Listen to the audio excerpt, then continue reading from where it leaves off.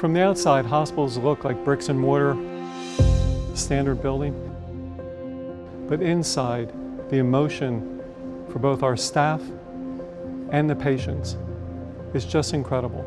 We hope that this artwork will provide a moment of reflection, a moment of hope, a moment of respite in a really tough day when you can see something beautiful, get recharged, and get back into the fight.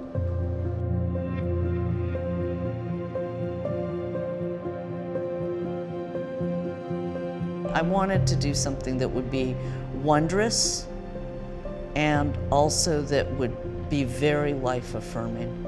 It looks great. Oh my God, no, install team.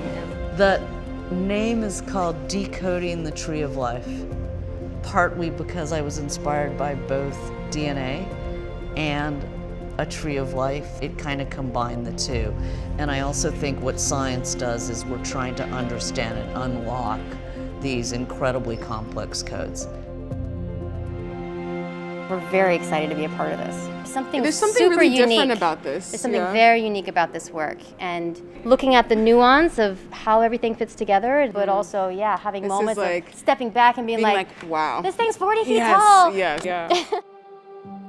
Something in me just was drawn to doing something that would have height. I was exploring both the shape of the Schuylkill River as well as a tree, and the drawings I started exploring became sort of a tree of life. And it's also, if you think about when DNA was discovered and invented, we've been on an incredible scientific journey, and it is exploring and trying to understand more about the basic foundations of life on this planet. I just wanted to do something that was in that larger conversation with what, in a way, they do here on the obviously scientific end, but wanted to be in dialogue with that.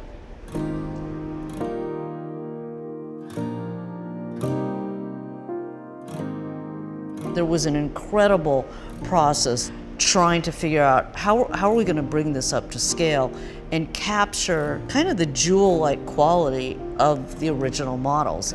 Unlike many of the works I've done, we invented this. The fabricators, the installers, everyone helped make this a reality.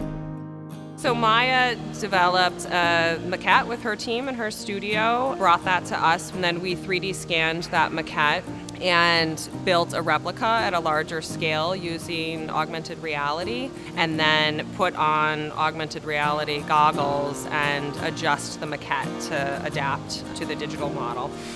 Right now you can see all of these individual castings, and we're able to use the AR to put it together with precision and have it flow together seamlessly. There are a variety of glass spheres in different dimensions that have been all hand blown. And the clear glass get composed onto garlands of aircraft cable that get draped and wrapped around the tree's main steel organic form.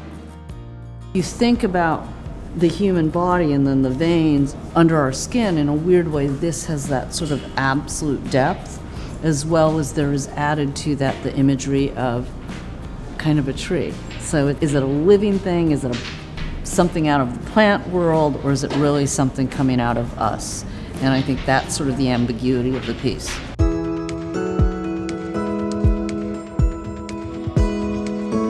The honor and privilege of working with Maya Lin and seeing her mind work, her early models, and then seeing the real product is just inspirational to me. And I think decades from now, people are still going to be talking about Maya Lin's sculpture in the Pavilion. When it's that close to what you've envisioned, it's pretty remarkable. To me, it's like a sense of wonder if I look at something in the natural world, and I wanted definitely to capture that sense of wonder in this piece.